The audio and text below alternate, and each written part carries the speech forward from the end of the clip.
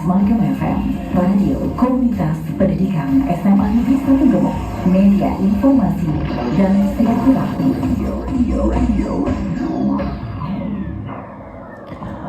Selamat sore Sobat Semagem, kembali lagi dengan aku di 107.8 Semagem FM, Radio Komunitas Pendidikan SMA Negeri 1 Gumul, media informasi dan silaturahmi. Nah, pada sore hari ini aku ditemani dengan... Perkenalkan, nama saya Mila. Jadi kali ini kita akan membawakan materi mengenai sayonara. Apa sih sayonara itu? Sayonara yaitu Say No to Drug and Say No Free Sex.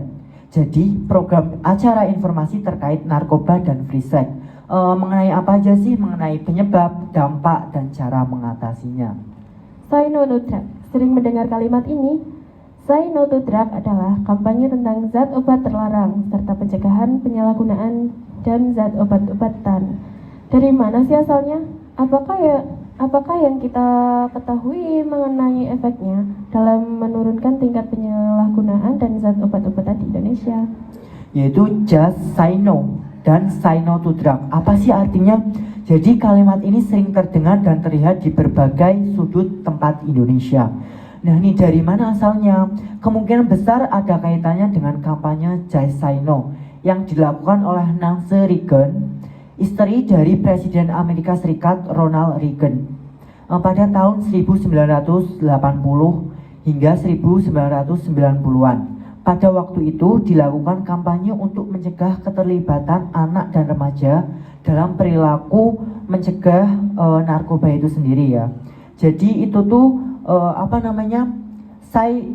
Just Say No and Just Say No to Drug itu tuh mengenai tentang pencegahan jadi guys.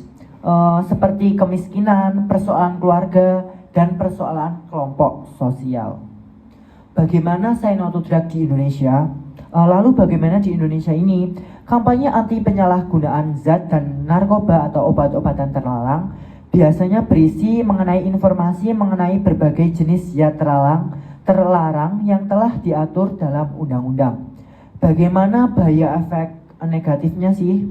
Baik itu menyerang secara fisik, psikis, dan sosial, dan larangan perilaku narkoba. Program ini banyak dilakukan di sekolah, masyarakat, dan serta digalakkan oleh Badan Narkotika. Nah nih, Milati, menurutmu narkoba itu perlu nggak sih? Gimana menurutmu? Menurutmu nggak perlu ya? Nggak perlu ya kayaknya. Iya, benar banget. Jadi bagaimana pendekatan informatif, moralitis, dan menakut-nakuti dianggap menjadi salah satu pendekatan yang paling bisa dilakukan. Ada sedikit diskusi masyarakat Indonesia mengenai pendekatan atau pengurangan efek negatif dari pelaku.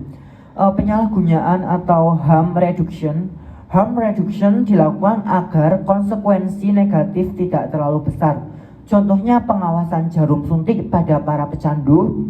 Namun masyarakat lebih banyak memberikan sikap menolak karena takut dengan pendekatan harm reduction seperti memberikan pengakuan dan persetujuan dalam penyalahgunaan zat.